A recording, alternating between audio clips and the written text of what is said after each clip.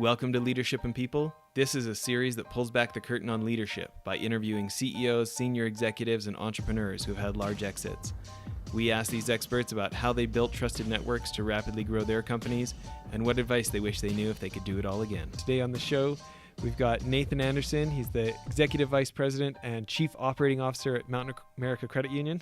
So in some cases, you have to actually not only look for people that can understand that, but you have to actually tell them what it looks like. You have to help them understand, here's a good experience, and this over here is not a good experience, and really delineate between the two.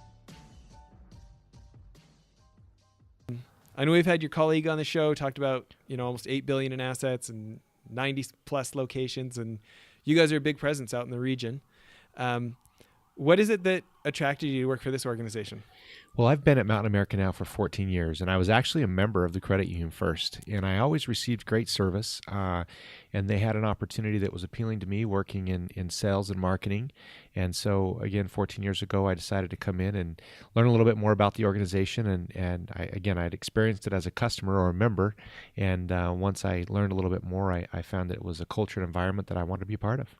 Yeah, and you had experience at big organizations, Black & Decker, with obviously the reputation they've got. How do you feel like that added to what you brought to the table here? Well, it was interesting because I spent 9 years in consumer product marketing for Black & Decker and then also for Newell Rubbermaid. And so for me, it was I had great experiences and learned a lot of different things from different industries that I was able to bring and share and use in the credit union industry, which in the past, from what I saw early on, was a little bit slower to respond to do things from a sales and marketing side of things. So it was really taking initially what I had learned from both of those companies and bring it to Mountain America that helped me really work with Mountain America and change and improve and do things differently. What's an example? Well, one of those things, for instance, would be initially the way that the credit union did marketing as far as reaching out to the membership was really through a monthly or a quarterly newsletter, and that was about it. There were a number of campaigns and things that occurred, but not really, they didn't spend a lot of time and effort getting out and interacting with the membership. And so the time I'd spent at both Black & Decker and Newell Rubbermaid, we did a lot of interactions with people, whether that was at events that we were a part of and sponsoring or our own created events. And we utilized a number of different things to get people excited about what it was we could do for them. And so rather than sitting back in an office and waiting for people to come, we began to do a lot more reaching out and interacting with people in a number of different environments, not only being more proactive in the branch when people came in, reaching out to them on the phone, but also going to sporting events and doing a number of things where we had an opportunity to interact and really help people understand that we were here to educate and help. Can you talk about this principle, this last thing you brought up? There's the old Dale Carnegie quote about the only way to get what you want is to help other people get what they want first, right? Right. But yet we live in such a efficiency-minded society, and there's always just such a temptation to, I have a microphone, let's sell. Yeah. Talk about this educate and help first. Well, again, as I came to the credit union, I felt like at the time, 14 years ago, that we were really order takers. People would come in and we would say, "Hey, it's great to see you. Thanks for coming. What can I do for you?" And then we would do what they asked, and then we'd send them out the branch on their way.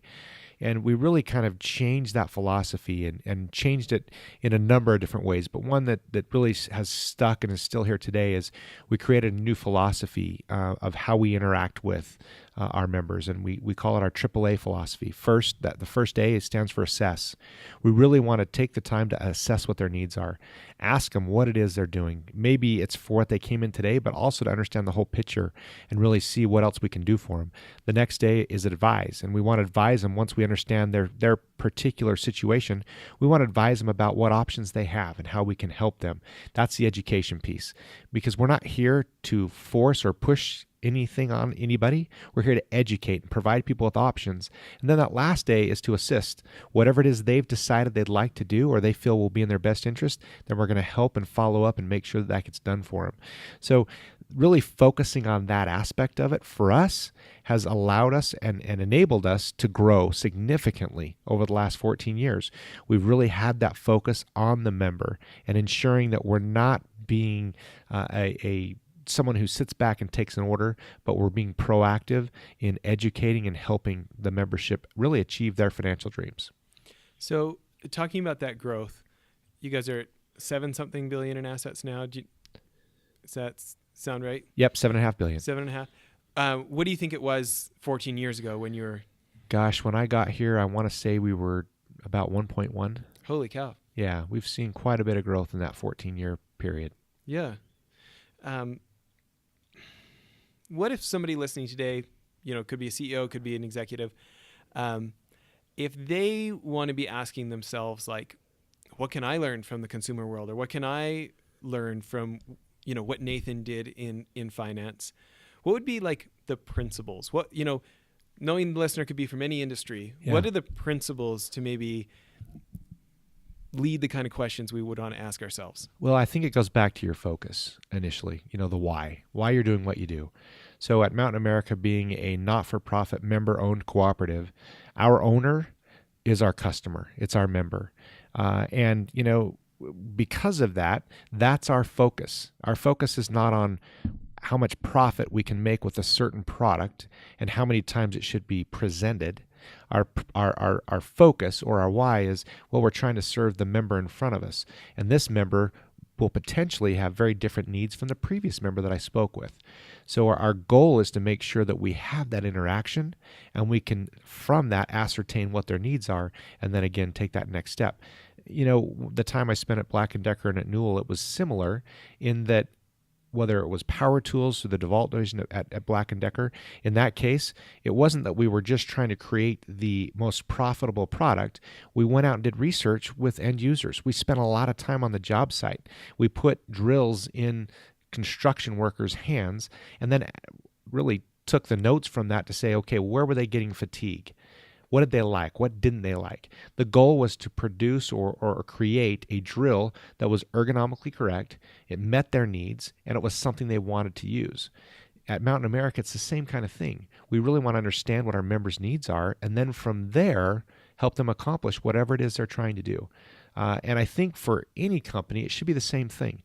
The more you focus on the profits, the less successful you'll be. The more you focus on your customer or your consumer, whatever it might be, whether that's a business you're selling to or an individual, the more you focus on them and what their needs are, definitely the more you'll grow, the more successful you'll be.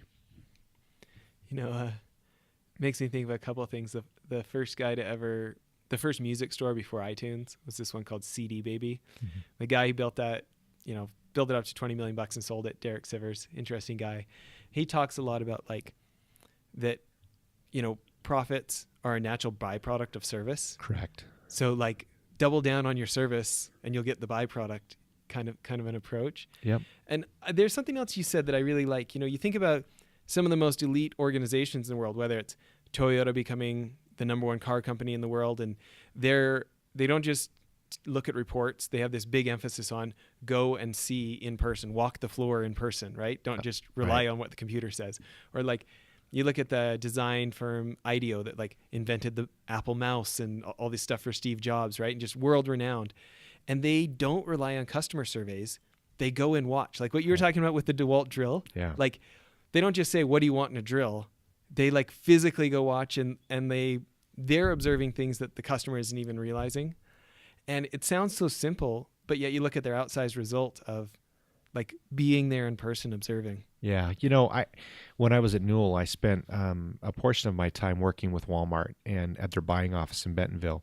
And we had an opportunity on multiple occasions to speak with individuals that were around or were there not short after Sam really got things going. And they would talk about Sam Walton's desire to not sit back and, just as you mentioned, read reports. But he had his yellow notebook.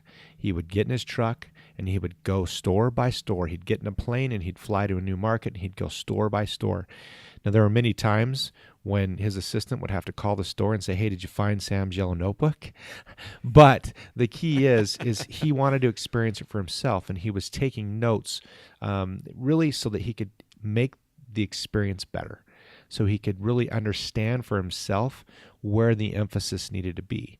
And I think, again, he was taking that perspective not from mounds of data, but at that point in time from what he could go and observe. Now, obviously, there's a big focus on data today, and there's a lot of emphasis on artificial intelligence and data analytics, and that's all very important. But I think, as you mentioned, it's extremely important to just sit back and observe, to watch people, to see where their pain points are, to understand what it is they're trying to accomplish, and to make sure that your processes are not in the way, but they're enabling and helping people to get what they're trying to accomplish, and that they're not really problematic. It makes me think about why are certain leaders more data focused versus more like person observed focused, right? And I'm guessing it has something to do with our aptitudes or just the way we're wired. But it does seem like the combo is pretty awesome of like the personal experience plus, does the data support my personal experience, right? Or was that a one-off, and like doing a mashup instead of, I don't know. I just think like it could be pretty easy to rely on what we feel more drawn to instead of bringing them both in. Right. And it's just not convenient to go see it in person. Like, Yep. Do you know how fast it is to have your analyst team bring you an Excel sheet instead of like getting on an airplane or driving your truck around, right? Correct. So you guys have 2,200 staff, leading people to think like this. You obviously have a deep commitment to it.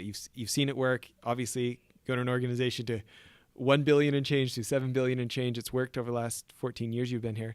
When it comes to the next generation or as an executive vice president, you have a lot of leaders underneath of you, helping them build a commitment to that principle instead of just, Nathan told me we should. Yeah. What does that look like? Well, it goes back to your hiring practices.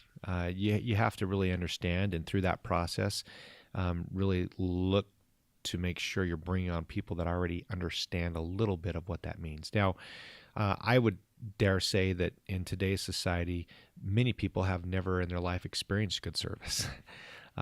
Whether that's, at fast food or wherever else, there are very few organizations that deliver the type of experience that you walk away from saying, wow, that was fantastic. So in some cases, you have to actually not only look for people that can understand that, but you have to actually tell them what it looks like. You have to help them understand, here's a good experience, and this over here is not a good experience. And really delineate between the two, because I think in many cases, unfortunately, we don't get to experience a lot of good things when we're out acting as consumers. So that's part of it, right? In your hiring practices. The next thing is you do have to make sure that your training programs it's great to spend time up front. It's important to help people understand and learn. It's important for them to practice. But more importantly, once they're out in their role, to have that ongoing feedback, to ensure that the leaders are bought in and understand, and then also to help them really know what it looks like. And what I mean by that is, again, I go back to the example of a good experience. If people have never experienced it themselves, then how are they supposed to provide it? So you have to help that manager understand that, as a coach and a mentor, here's what I expect you to do. These are the types of things I expect you to observe. This is how I expect you to provide feedback and follow up with your employees. And so that's a big part of it. It's an investment in the training and the ongoing coaching and mentoring that will make that happen. The other thing is people have to be reminded daily. You can't tell them once and expect that they're going to retain that. So we have daily morning huddles, and they're 15 minutes, but it's a reminder for our employees on a daily basis. And we go through and talk about what our core values are. We talk about what our mission statement is, what our vision statement is. And at that point, daily, they're being reminded for a very short period of time of why we do what we do, so that when they stand in line and someone comes in and they're upset, they can remember who we are and why we do what we do. And I think that's another key part of it. The other thing I would just mention as I finish that last question is just, for me, it goes back to that combination of what we were talking about a minute ago. I can take data from surveys and I can see how we're doing, from the perspective of the member in our case. But I also need to go out and spend time with our employees and our members and see how they're feeling from my own eyes. And I think that's the other key is I have an opportunity occasionally to go out and spend time with my employees and ask them questions, share my vision, and then allow them to ask questions.